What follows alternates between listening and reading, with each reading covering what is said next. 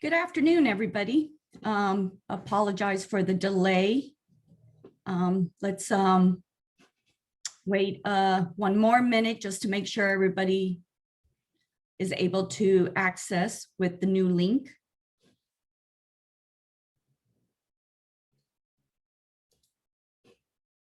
Sorry, in the background, I have my dogs snoring. I guess it's their nap time. And apologies for the technical difficulties. All right, let's just get going. Again, apologize for the delay, but it's a great day today. We have a great panel. Going to talk about we have some great people on this speaking for this event. They're industry leading experts, and they're going to discuss about the shift in consumer behaviors. They're going to provide some insights around any kind of challenges that marketers have when it comes to attribution and measurement, etc. So let's see. Let me go ahead and see if we can present the deck. What a crazy day today.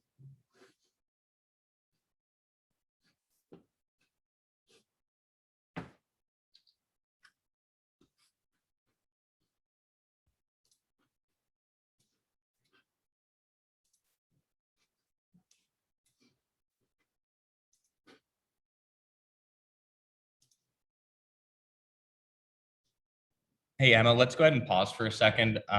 For some reason, your teams aren't coming through. I'm looking on my end and everyone's invited and accepted, but I don't see anyone on at the moment.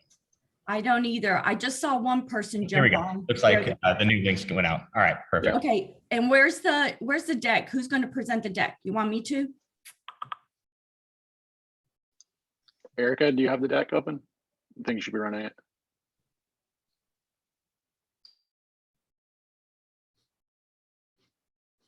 Hello, everyone.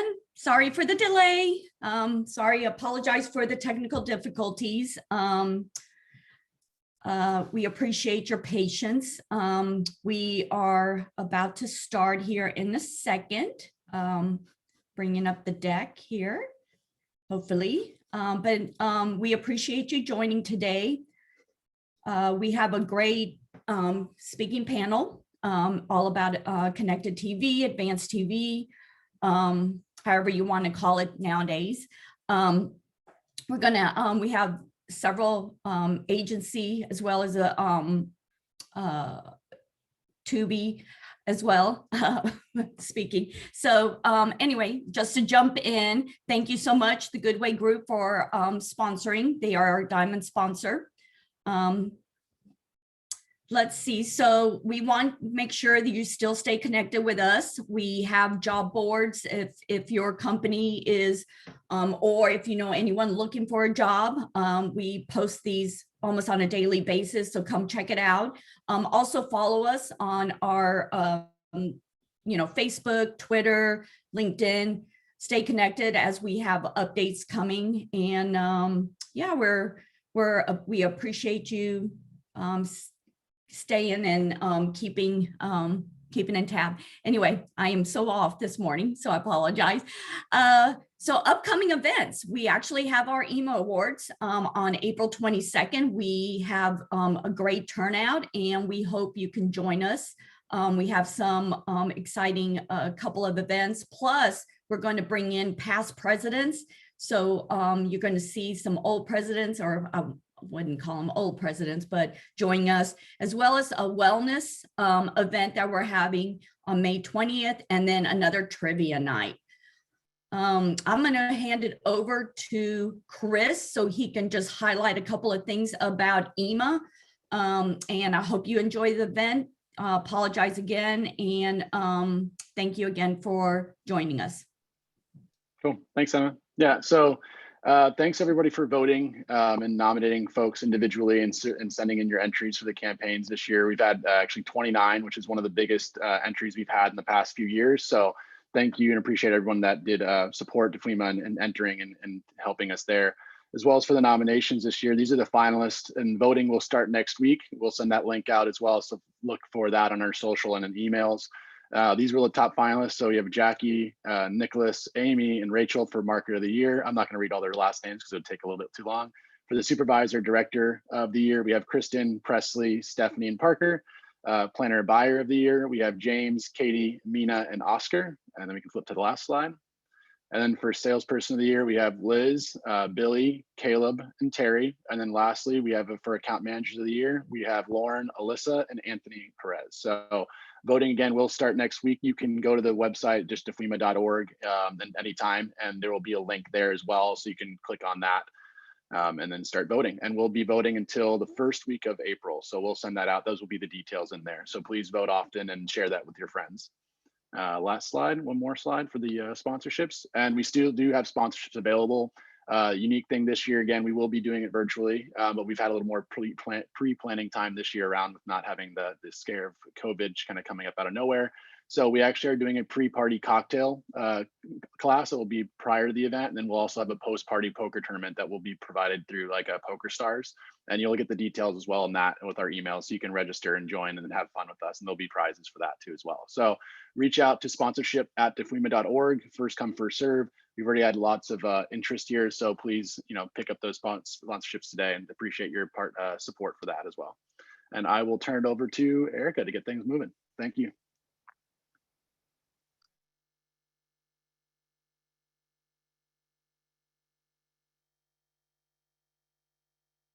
Erica?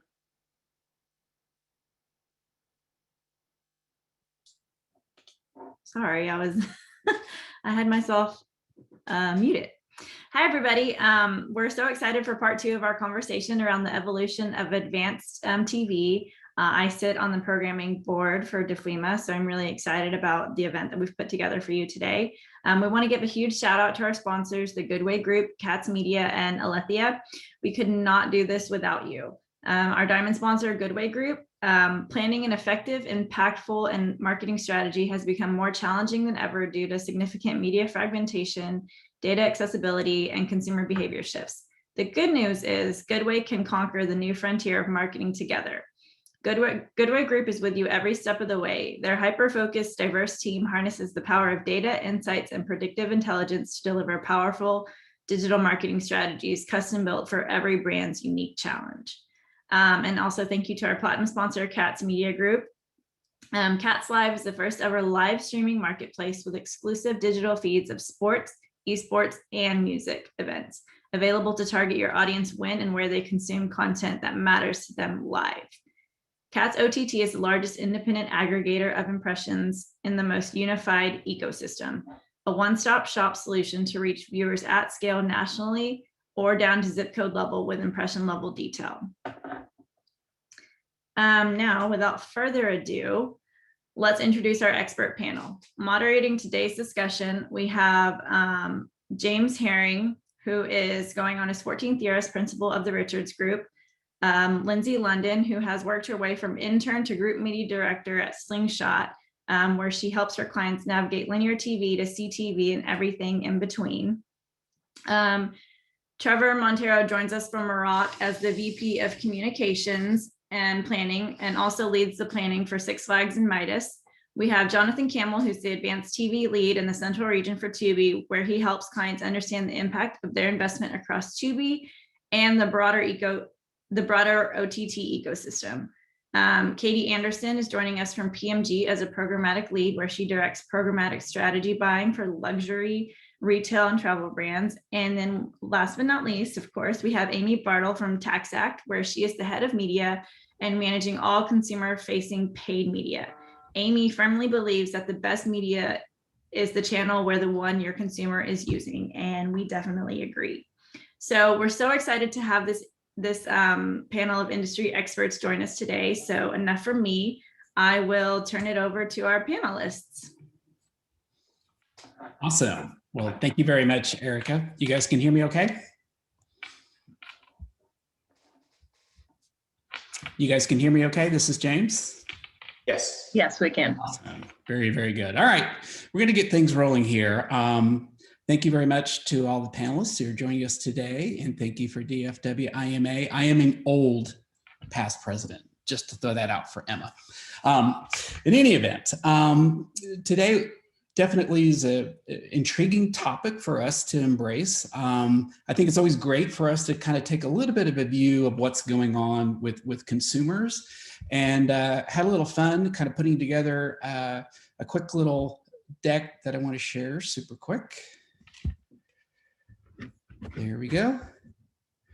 And yeah, just kind of thinking about the consumer experience, it is crazy all of the options that consumers now have across connected TV, across OTT, and you just look at it and you go, oh my God, there's so many options, so many choices, so many things I could possibly think about potentially looking at.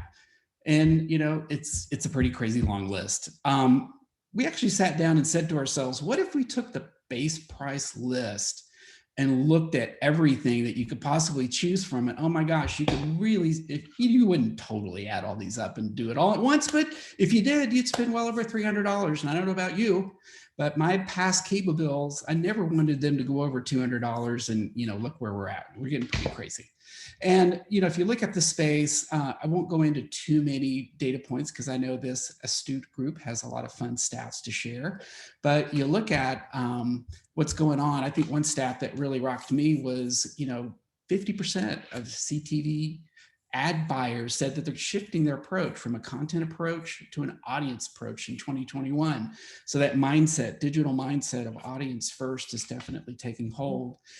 And then one more stat that I thought was pretty interesting to kind of look at was, OTT trends, $38.15 billion and a 29% increase. So definitely a lot of crazy activity that's going on into the space. So with that, I think there's probably three major challenges that I'll kind of frame things out for the rest of our discussion. One of them, and they're all disconnected, by the way. Three disconnected challenges we have. Disconnected media. It's more fragmented and segmented than ever before. I used to joke the internet has turned into the splinter net, but I think with connected TV and over the top, it's really, really exploded. The second disconnect is devices. There's so many screens and choices and access points. And then finally, it's disconnected data. Probably the biggest disconnect we have, and that is, how are we going to get down to that last mile and really connect with things? So with that, I want to dive into the discussion, and I'd love to have Trevor talk for a little bit. You have a passion for kind of diving into, the big shift and the drive for, incremental reach and cord cutters. Tell me a little bit about things that are kind of forefront of your mind and things that you're thinking about as you work with this space. Yeah, absolutely. And I think that the starting place is to note the incredible shift that has happened, or acceleration for that matter, that has happened with the pandemic and everything that has happened within this space itself. And I think that as all of us started looking at this space, it was a place of where you were testing, or where you were maybe experimenting, or it was like that innovation budget. And then it became that budget that became, this is where people are now. Exactly that quote back to what Amy was saying, is that you're going where the people are. And I think that there's, when you're talking about incremental reach, it's interesting to think about it from the sense of dollars are coming from television, and there's going to be an opportunity to reach, or there will be dollars coming from television. When you're talking about incremental reach, from a television standpoint, you have the audience that you're buying off of your primary demo typically, but you also have spill well beyond that, outside of the areas that you're being audience focused. Then you're going to have a more digital approach where you're going to be as focused as you possibly can on your most qualified target possible. I think that those two worlds colliding at the same time will make an interesting piece, because what we're going to likely be able to do in a more efficient way is get to an incremental reach based off of that targeted, more specific audience, but there will be some loss of that spill that you had from a television standpoint. So combining those thoughts together and how you might need to rethink the way that we've thought about reach in the past, because reach from a digital standpoint and reach from a television standpoint don't necessarily mean the same thing, because we're measuring two different things, and compensating for that, or making sure that you're allowing for that opportunity to increase overall awareness across all the different folks that might be needing to know about your brand or your service, becomes an interesting challenge, because as we're looking to increase overall incremental reach, it will be focused on that more targeted audience versus an overall audience that we're wanting to make sure that we're continuing to move forward. Yeah, Trevor, that's a really great point. And when you talk about reach, I want to kind of tip it off to Lindsay, because I know she has a bit of a passion around thinking about reach and transparency. Yeah, well, just to back up a little bit, I think, Trevor, that's a really good point about how we're measuring reach differently. And so thinking about when we're talking about incremental reach, there's always been a problem with, when we're trying to measure reach across different, sources, and we're trying to combine them together into one, all of that reach is measured differently. If we're talking about out-of-home reach, if we're talking about TV, if we're talking about digital, it's all measured from different sources. And so now that we're talking about TV, and it's kind of TV versus TV just in different ways, it's also still that different piece. And I know that Nielsen has, recently announced, I think maybe at the end of last quarter, maybe, that they're going to be using ACR technology to help increase the amount of reach that they're getting, and to be able to use that to track, what people are watching versus, kind of the more traditional Nielsen measurement. So I think that's definitely a step forward in the right direction. When it comes to reach, but also, the issue of combining these different data sources and how we look at those together, and that's a little bit further out. And so thinking about where we are now versus maybe where we will eventually be when it comes to, kind of shoring those up a bit. But in terms of transparency, it's kind of an interesting piece, right? Where because everything is so disconnected, it feels like you can get more transparency if you go, more directly to a source, right? There's a bunch of different ways that you can buy connected TV. And so a lot of different ways that you can do that. And so it feels a little bit sometimes that, if you really want to get more transparency, you have to go directly to the channel, for lack of a better word, a provider there, versus, if you really want that reach across either multiple apps or multiple devices or, whatever it may be, that then you have to look at a more aggregated piece together. And when you look at that more aggregated piece, it feels like there's a big trade-off in that transparency, that you can't figure out exactly where things are running or when they were running, kind of getting back to that traditional look of, well, where is my ad running and what's going on there? So there definitely seems to be a trade-off there. That's definitely something that we need to be looking forward of, how do we solve for that and make sure that what we're doing is more transparent in what we're seeing and how we're buying. No, absolutely. I'll hand it off to Amy, because I think she had a really fun quote that she shared with me, and that, we shouldn't be letting providers grade their own homework. I think, Amy, you need to unpack that a little bit for us. Well, so, from the client side, and those of you at agencies may maybe silently give a standing ovation after this, but, if there's one thing clients are really good at, it's about, we want to know the results, but we don't want to pay for those measurements out of our media budgets. But what happens if we hold that stance is that you have things like every media provider is including your brand lift study, your performance study as part of the media. And excuse me, shockingly enough, they never have a negative result, ever. Really? And so within that, in this space, we have to come to grips with what used to be performance media is now brand and performance media. What used to be brand media is now brand and performance media. And so, we need to look deeper into like the iSpots or the, TV Squareds of the world and other measurements that are coming out, attempting to do some of this cross-platform, and take a look. Like, we have measurements on my linear TV buy, we have measurements on my OTT CTV buy. The things that you would think intuitively based on their impression volume and their CPM, just completely implode when you start to see impacts in terms of visits or starts or completes. Just like if you don't measure your brand awareness on a regular cadence, you can't really tie your brand media to a brand to a performance KPI either. And it's just critical in this landscape. If you're going to measure something, you should measure everything. Awesome. You know, Amy, let me ask you, as you know, working with a brand, and how do you go about communicating within the organization that this crazy, disparate, what seems like new frontier of being able to deliver something that's going to bring value to the brand? How do you talk about that internally? So interestingly enough, you know, this current environment, both as we're in-housing all of the media functions, different from my past life in hospitality, is we really function much more as a DR marketing organization than I have in some of my other past lives. So when you there's an internal clear perception, particularly from our CEO, in terms of what upper funnel can and can't do versus the performance media. But we really are spending a lot of time in that messy middle of, is the upper funnel delivering enough into what is more your mid and lower funnels to actually both move the brand metrics, but deliver the qualified audience. So into spaces like CTV, different than if I was selling insurance or hotel rooms.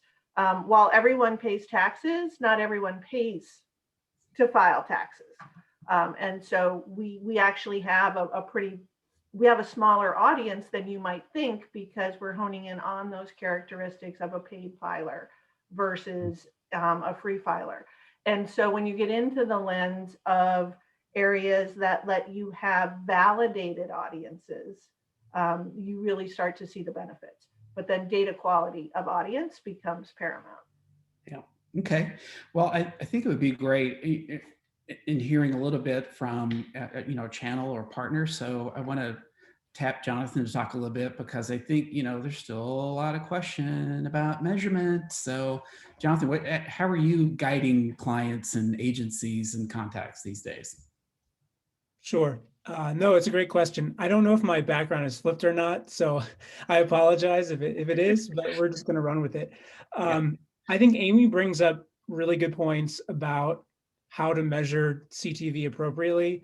I love that she dropped TV Squared, because that's a company that Tubi has developed really strong relationships with. And I think what agencies and clients should be talking to their CTV publishers about is, how are they leveraging their device graph or identity graph to build partnerships in the industry around these emerging identifiers. So something that we've done, we're focusing on right now at Tubi, is our identity graph, and being able to match one-to-one through persistent IDs via partners like LiveRamp or the Unified ID that's rolling out in the industry, to be able to say, we're selling on addressable, you know, logged in audiences.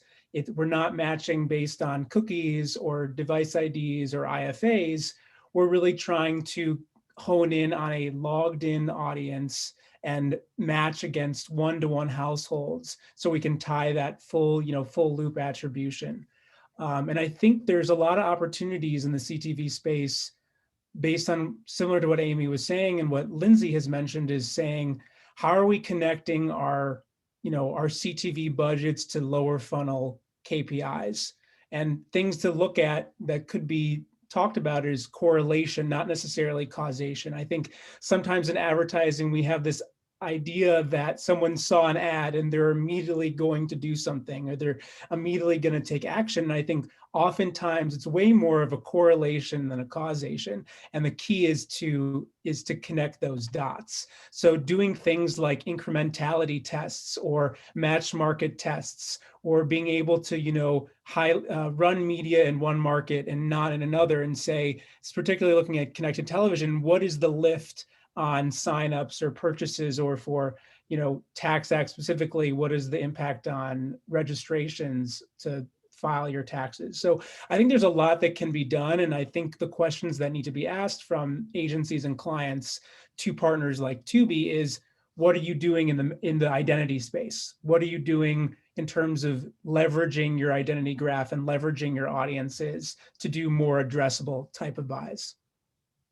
That's great. All right. Katie, why don't you chime in a little bit? I think you probably have some viewpoints about, is this medium great for building brand? Is it great for building demand? Is it both? Is it either? I mean, share a little bit.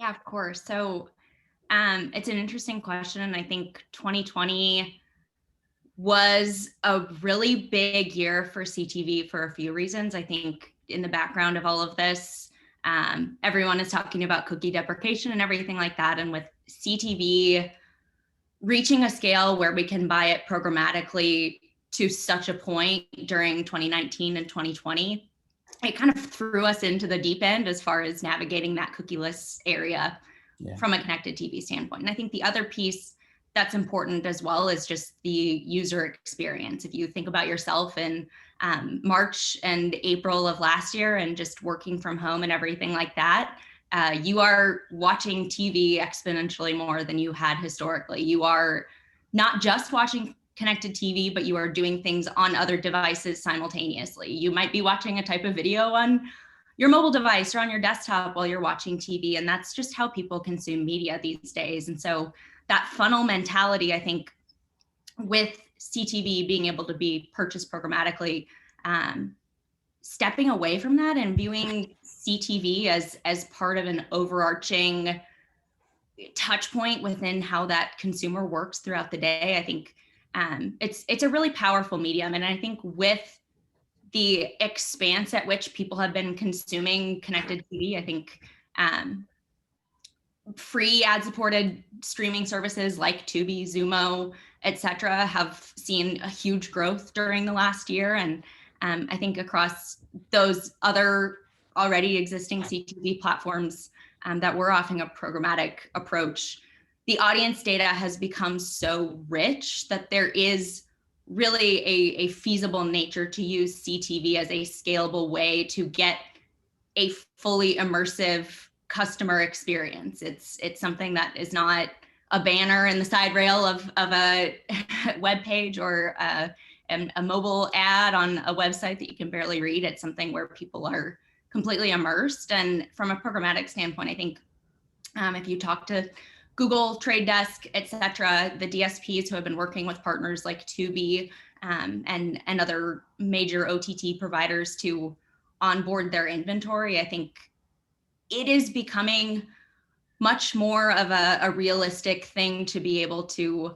understand those touch points, understand that you reached your audience. And I think back to Amy's point, just as far as like, and with Lindsay as well, from a transparency standpoint, it's been tough to get that same confirmation of that you get with a live TV buy of, we had a spot run at 3 p.m. during a movie on Bravo or something like that. And I think with CTV and in DSPs and with the data that's available from that standpoint, you're not just getting a spot, you are getting that person when you have them.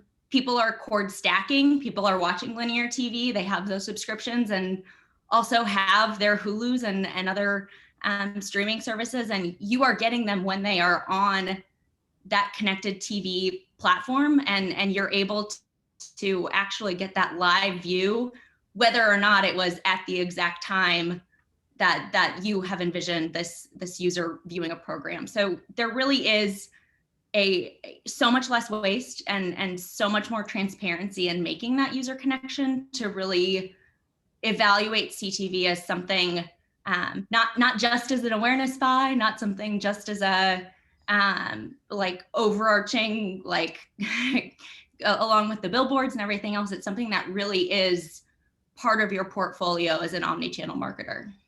Okay. Yeah, and to add on to that, Katie, I think just a good point, and it goes back to Jonathan's point as well about, making sure we can identify the audiences.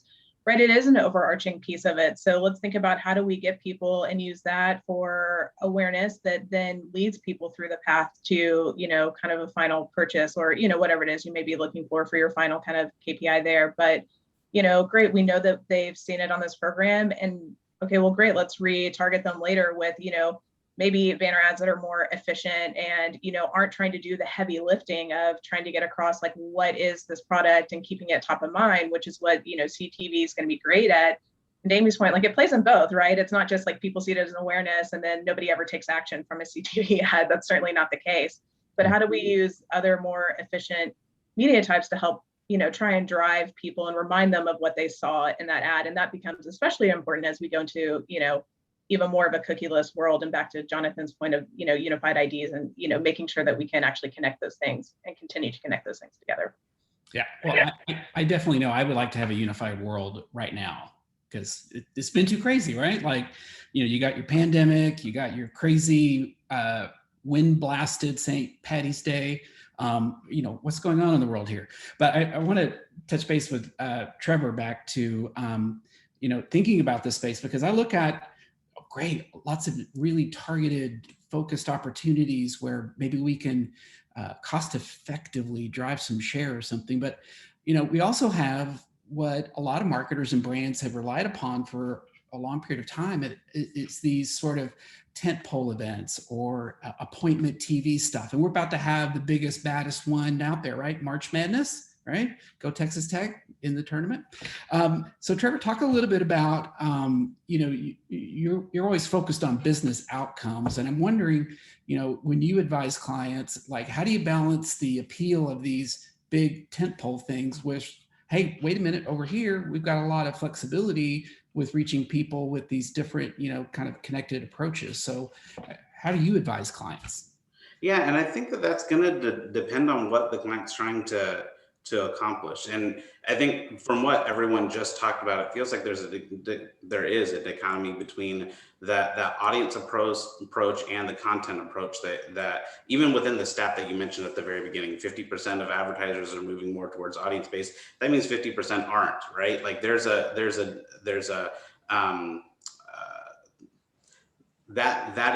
is some, it sounds polar, but I think the reality of that is both of those things are important. The content that we are talking about and the audience that you're talking to, that's how you get to a more receptive audience that will have some kind of action. And I think that the other part of what we're talking about is this idea of upper funnel versus lower funnel in a channel that can do both of those things, probably leaning a little heavier into awareness based off of where a video has traditionally sat, and having some of the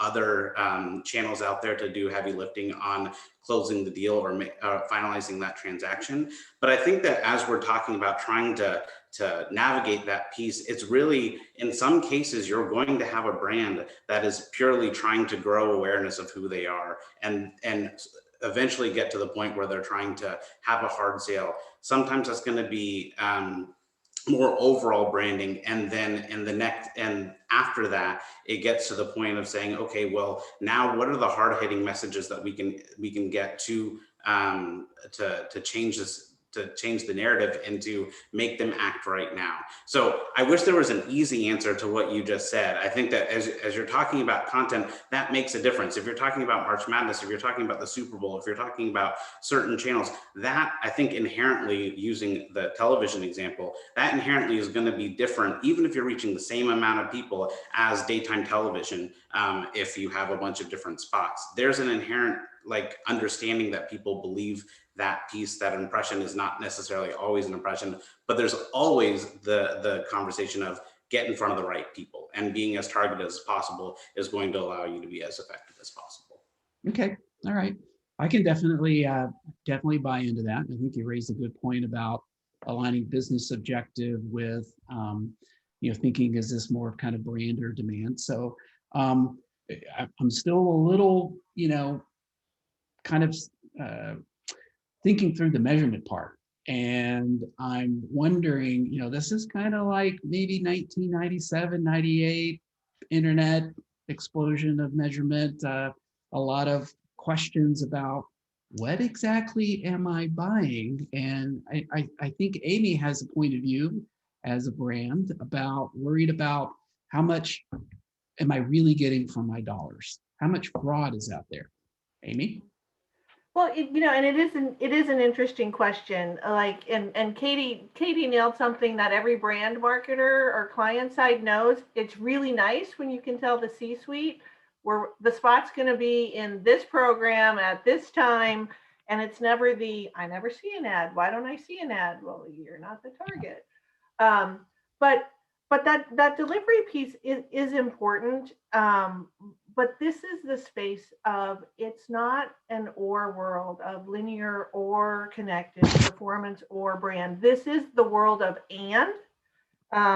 primarily because, our phones changed everything. If you are watching any ad supported medium on any screen, all you need is a commercial break to start searching, and suddenly you're still watching and you're engaging in the product, and you have gone from awareness to lower funnel in just a few keystrokes.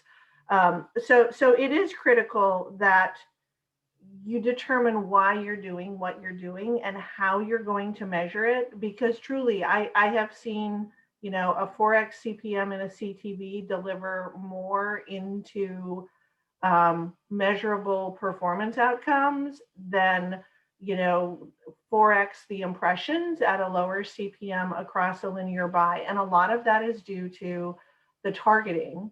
And if it's just, I'm going for cheap CPM because I want awareness, am I getting awareness in front of the right people? And very good. Yeah. Yeah. James, can I just add something real briefly Yeah. on what Amy just said? I just wanted to add that I think sometimes digital buyers confuse CTV as one-to-one. It's one to household, right? Right. So I think that's just really important to remember that the CTV does have the benefits of digital targeting, but you don't know who in the household is watching that ad, right? Like, unless you have a camera on that television to tell you it's the child versus it's the parent, there's no way to really identify that, right? So I think, and so that brings in the opportunity of co-viewing and thinking about how is media engaged in the household, which is unique of CTV versus what Amy was talking about of phones is one-to-one, right? CTV is one-to-many. So that's when we think about measurement, attribution, and the impacts going from upper to lower funnel in seconds. Let's also remember that it's not necessary. We don't know necessarily who in the household we're speaking to. Gotcha. Very good. All right. I am going to put our panelists on the spot. I'm going to ask each of them for a one-word reply or thought about what excites them the most about advanced TV. And then we're going to take a few questions from our audience. So, Lindsay, what excites you most about advanced TV? One word. Targeting. Okay. Amy. Variety. Jonathan. Identity. Trevor. Growth. And Katie. Agility. Ooh, those are great words. I like that. This is an exciting space. You hear all that and you say to yourself, wow, this is a great time to be in this particular channel. Okay, quick question we have. Any predictions on if the consumer behavior will shift when more companies reopen and people go back to work? Is it going to be a decrease in video? Or all of these, stay at home on the couch with your laptop pretending to do work while you're watching, daytime soap? I mean, is that going to change? I'm kidding. We're all working really hard from home. I know we are. Anyway, so I'll open that up to the panel. Who would like to take that? Our consumer behavior is really going to shift when we really reopen. I want to know who all these people are who can listen to TV and get work done. I'm just too easily distractible. Yeah. I think what the pandemic did was the boon for connected TV was that people ran out of something to watch. And then in the desire for what interests me, what do I want to see, it expanded their horizons. I don't think that behavior is going to change. I think people have learned that whatever I want to watch, I can find it. I just need to learn how to search for it. And so with that, I actually think that the connected and OTT space will continue its growth. just because of the choice aspect.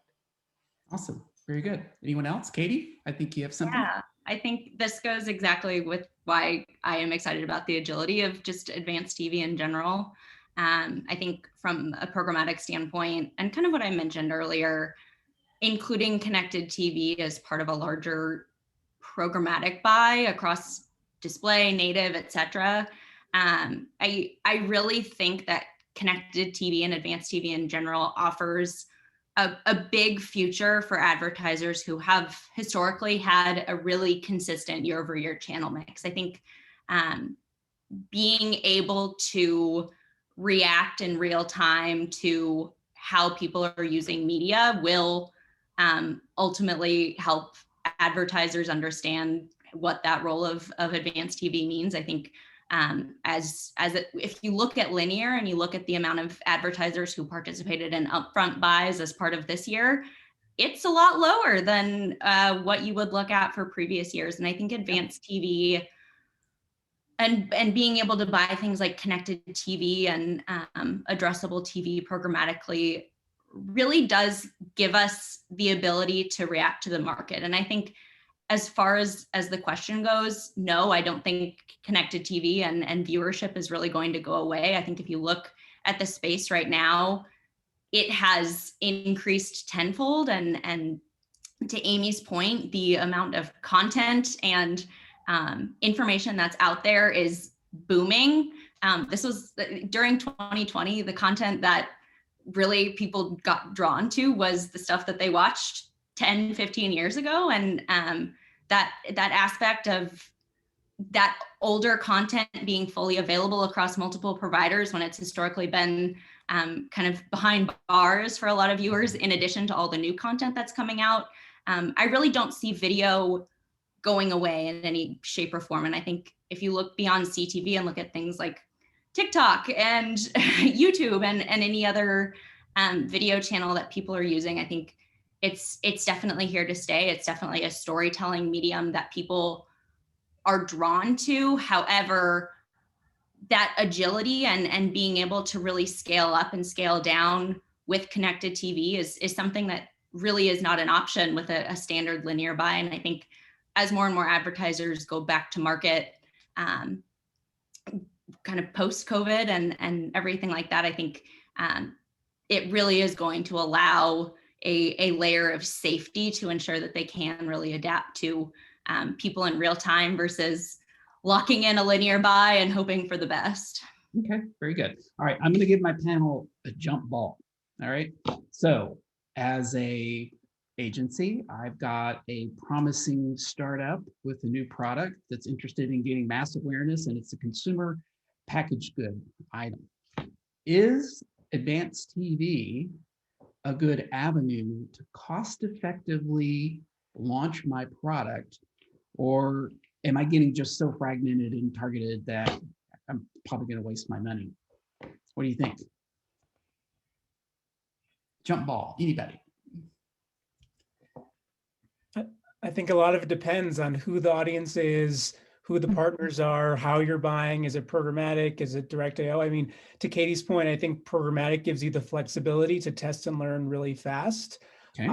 And, you know, doing things like lookalike modeling, suppressing your existing customers to not, you know, reach people who already have bought your product.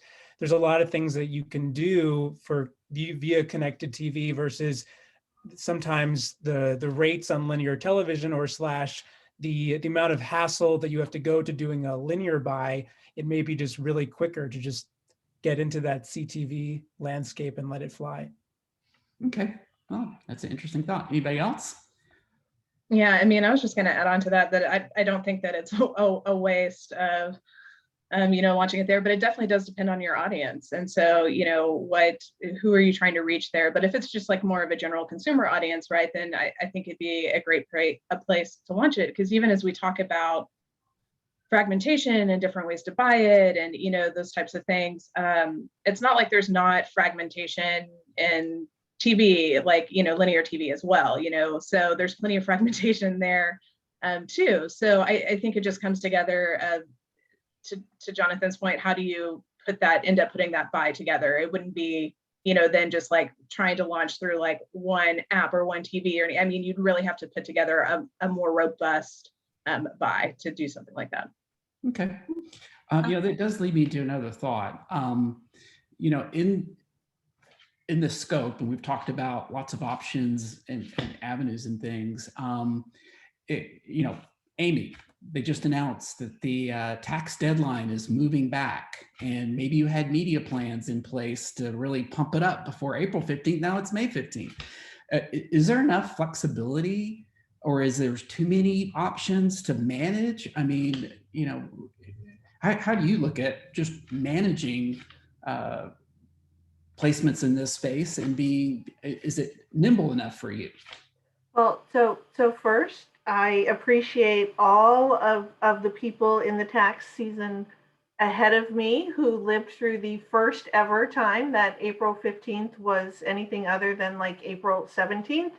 The move to July taught everyone in the industry the importance of negotiating cancellation clauses and the like when purchasing media. So we actually came in with a very specific lens to, we don't want it to shift, but what if it does? But even at that is, we're coming in, so if you think about it, even with the 7 or 10 day cancellation period, when suddenly what was your top 2 volume days of the year now just moved back 32 days, if that announcement would have happened 2 weeks later, we would have lost a lot of flexibility. Mm-hmm. So it still matters in terms of what you're able to negotiate for your channel and how flexible your channels are able to be. Awesome. And I will say, even in the CTV space, it does depend on how you go to market and who you go to market with, because different providers have different flexibility as well.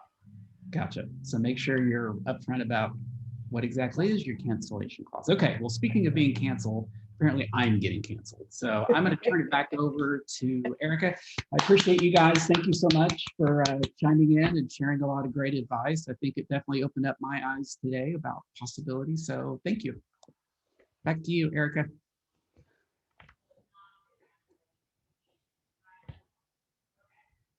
Thank you, James. Thank you to everyone for joining today. We hope you were able to take away some valuable information.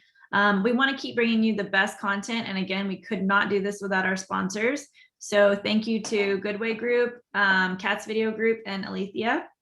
And be sure to follow DFWIMA social pages to stay up to date on future events. And we hope everyone has a great rest of the week. And we will see you next time. Thank you guys so much. Bye. Bye.